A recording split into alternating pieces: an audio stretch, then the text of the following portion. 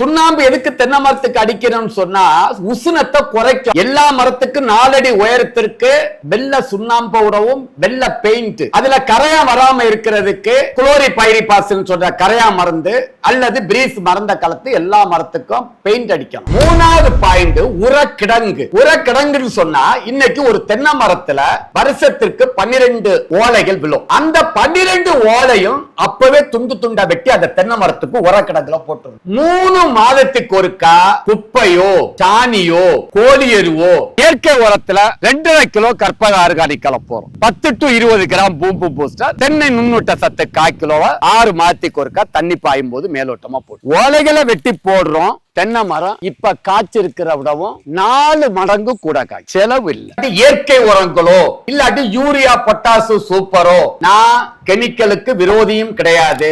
இயற்கையும் செயற்கையும் சேர்ந்து பண்றதான் விவசாயம்.